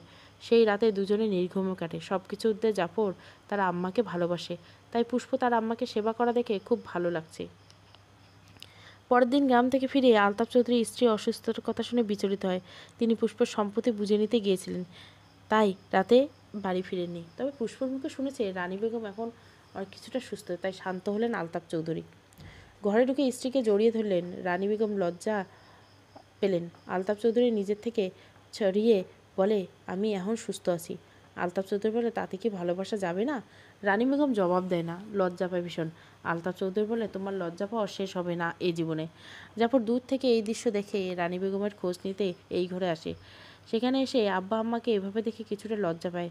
হঠাৎ তার মন বলছে, আচ্ছা আব্বা আম্মার গায়ের রং নিয়ে কখনো কষ্ট পাননি? এই রঙে আম্মাকে এতটা ভালোবেসে মেনে নিয়েছেন কিভাবে? তার প্রশ্নের জবাব সেদিনই পায় জাফর। দরজার পাশে জাফরকে দেখে আলতাফ চৌধুরী ভেতরে ডাকে। কৌতূহল দমাতে না পারে জাফর প্রশ্ন করে। প্রশ্নের জবাবে আলতাফ বলে, গায়ের রং দিয়ে কি ভালোবাসা হয়? আমি তোর আম্মার মুখ দেখে প্রেমে পড়েছি। জানিস, আমার আব্বা আম্মা ওরে মানতে চায়নি, কিন্তু সব কিছুর ঊর্ধ্বে রানী ছিল। সেই সবার অমতে বিয়ে করি, সেজন্য কম কষ্ট সহ্য করতে হয়নি। আম্মার নিত্য নতুন খোটা খুঁত, আমার কাছে একটার পর একটা বিচার চাওয়া, সব চলতো। তাও রানী আমার ভালোবাসা উপেক্ষা করে কখনো যায়নি, কখনো আব্বা আম্মাকে কষ্ট দেয়নি। সব কষ্ট নীরবে সহ্য করছে। সেই মানুষটা এখন এত ভালোবাসবে না বলছিস? কখনো কষ্ট পায়নি, এই রঙে আমাকে এতটা ভালোবেসে মেনে নিয়েছে কিভাবে?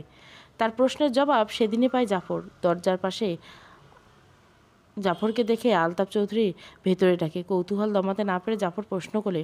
প্রশ্নের জবাবে আলতাফ বলে, গায়ের রং দিয়ে কি ভালোবাসা হয়? আমি তোর আমার মুখের মায়া দেখেই প্রেমে পড়েছি। জানিস, আমার আব্বা আম্মা ওরে মানতে চায় নাই, কিন্তু সব কিছুর ঊর্ধ্বে রানী, তাই সবার অমতে বিয়ে করি। সেজন্য কম কষ্ট সহ্য করতে হয় নাই। আম্মার নিত্য নতুন খুঁত ধরা, আমার কাছে একটার পর একটা বিচার চাওয়া, সব চলতো। তাও রানী আমার ভালোবাসা উপেক্ষা করে কখনো আব্বা আম্মারে কষ্ট দেয়নি। সব কষ্ট নীরবে সহ্য করছে। সেই মানুষটা এখনও এত ভালোবাসবো না বলছিস? জাফর মুগ্ধ হয়ে আলতাফের কথা শুনে। কেউ কালো রঙকে অবজ্ঞা করে, কেউ বা ভালোবাসে। জাফর চলে যেতে রানী বেগম আলতাফকে প্রশ্ন করে, পুষ্পেরা পোলার বউ করার কারণ কি? পোলায় তো তারে পছন্দ করে না, কারণটা কি সম্পত্তি? রানী বেগমের প্রশ্নে চুপ করে যায়। মৃদুস্বরে বলে, ব্যবসাটা রায়হান দখল করে নিয়েছে। আমি একটা স্থানে লস খেয়েছি, তাই সবটা আমার ভাগ দিয়ে কেটেছে। এই খরার মধ্যে ছেলেটাকে নিয়ে কি ভাইয়ের কাছে মাথা নত করে থাকতাম? ভেবেছিলাম পুষ্পে একমাত্র মেয়ে, সব সম্পত্তি ওর, তাই সব জাফর হবে। জানি তুমি কষ্ট পেয়েছো, কিন্তু আমি। আলতাফকে থামিয়ে দিয়ে রানী বেগম বলে, মাইয়ার সম্পত্তি তার নামেই রাখো, আর পুষ্প মেলা ভালা, তাই তোমার অপরাধ ক্ষমা কইরে দিলাম।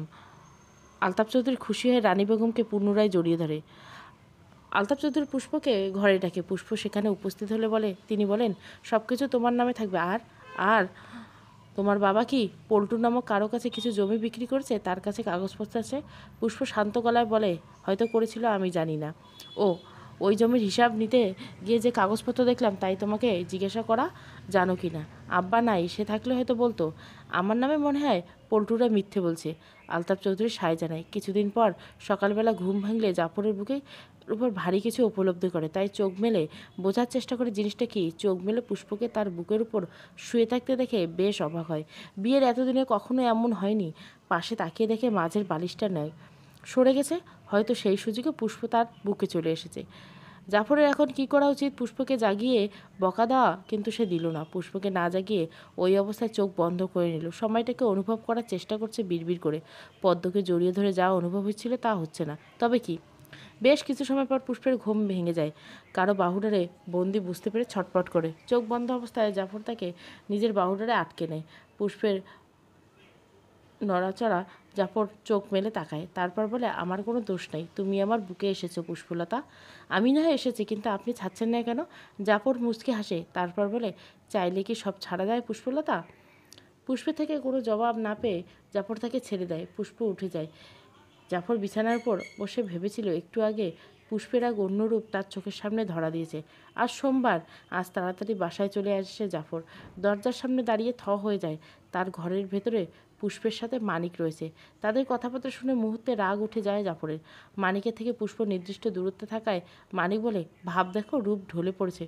পুষ্প জবাব দেয় না। মানিক পুনরায় বলে, কালো রঙের রূপের কত ঢং। ঢং দেখতে না চাইলে চলে যান। যাচ্ছি, ভাব নিস না। জানি তো জাফর তোকে ছুঁয়ে দেখেনি। দেখবে কিভাবে? পদ্মের মতো পরীকে ছুঁয়ে কেউ তোর মতো পেতনিকে ছুঁতে চাইবে নাকি? পুষ্প মুচকে হাসে। সেই পেতনির ঘরে কিসের জন্য আসছে আদ্দামরা আইবুড়ো দেবর মশাই? মানে কিছু মুহূর্তের জন্য হতভম্ব হয়ে যায়। হঠাৎ পুষ্প হাত শক্ত করে বলে, তারপর বলে, তোর কালো রূপের ভাব ছুটাতে এই রূপ নিয়ে আমার সামনে ভাবলাও। মুহূর্তে মেঝেতে চিৎকার দিয়ে বসে পড়ে মানিক। তার গুরুত্বপূর্ণ অঙ্গে লাথি মেরেছে পুষ্প। মানিক মেঝেতে বসে পড়লে পুষ্প বলে, ঝাঁজ সামলে দেওয়ার তোর কাজ নয়। তুই তো কীটের চেয়ে অধম। কালো রূপ যেন তার কাছে আসছ। তৎক্ষণাৎ পুষ্প তাকে দুটো গালি দেয়। বেগুনি রঙের শাড়ি, খোপা করা চুল, কপালে কালো টিপ, চোখে কাজল, এমন সাজে অগ্নিরূপে মানিকের দিকে তাকিয়েছে পুষ্প। তার এই রূপ সাথে গুণের সাথে প্রথমবার পরিচয় হলো জাফরের। মানিক চলে যাওয়ার পর জাফর ঘরে প্রবেশ করে। পুষ্পকে এত স্বাভাবিক দেখে অবাক হয়। পুষ্পকে দেখে মনে হচ্ছে কিছুক্ষণ পূর্বে এখানে কিছুই ঘটেনি। জাফর এসব দেখছিল। পুষ্পের কণ্ঠ পেয়ে ভাবনা থেকে বের হলো। পুষ্পকে বলল, আমি খুব নিখুঁত অভিনেতা জাফর চৌধুরী।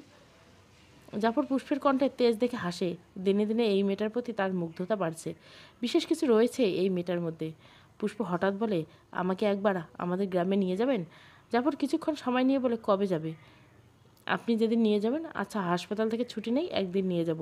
পুষ্প মোল্লাবাড়ির সামনে দাঁড়িয়ে আছে। বাড়িটি আধপোড়া অবস্থায় রয়েছে। পুষ্প ধীর পায়ে ভিতরে প্রবেশ করে। জাফর দূর থেকে পুষ্পকে দেখে।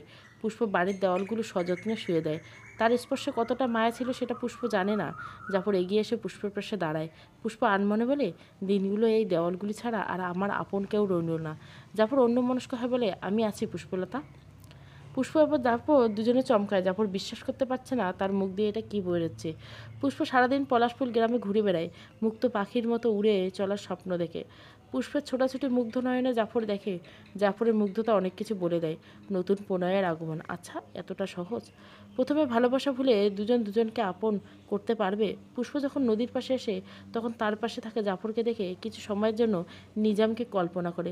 নদী থেকে পানি হাতে নিয়ে জাফরের মুখে ছুঁড়ে মারে। জাফর কিছু না চুপ করে থাকে। পুষ্প হঠাৎ বলে, মাস্টারমশাই, এই নদীর পাড়ে আমাদের কত স্মৃতি হারিয়ে গেছে। আপনি খুব স্বার্থপর মাস্টারমশাই, খুব স্বার্থপর।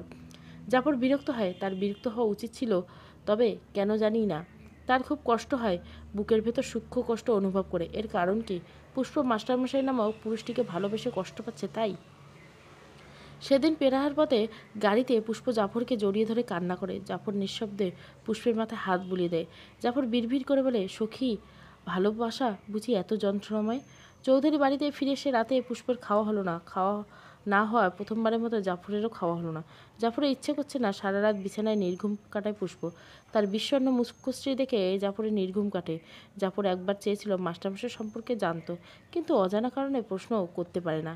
হঠাৎ পুষ্পের কান্না শব্দ পেয়ে জাফর তাকে জড়িয়ে ধরে বলে, কি হয়েছে, কাঁদছো কেন পুষ্পলতা? পুষ্প বলে, কালো অঙ্গের এত দোষ কেন? কেউ তাকে ভালোবাসে না কেন? জাফর নিশ্চুপ। পুষ্পের হাতে একটি কাগজ দেখে সেটিকে তাকায়। পুষ্পর হাত থেকে সেটা নেয়। জাফর সেটা খুলে দেখে নিজামের লেখা একটি চিঠি।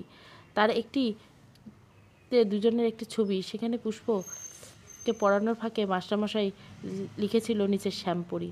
জাফর যে পুষ্পের হাত থেকে তার জিনিসটা নিয়ে নিল, তাতে পুষ্পের কোনো ভাবান্তর দেখা দিল না। জাফর তার হাতে থাকা নিজামের চিঠিটা পড়া শুরু করলো।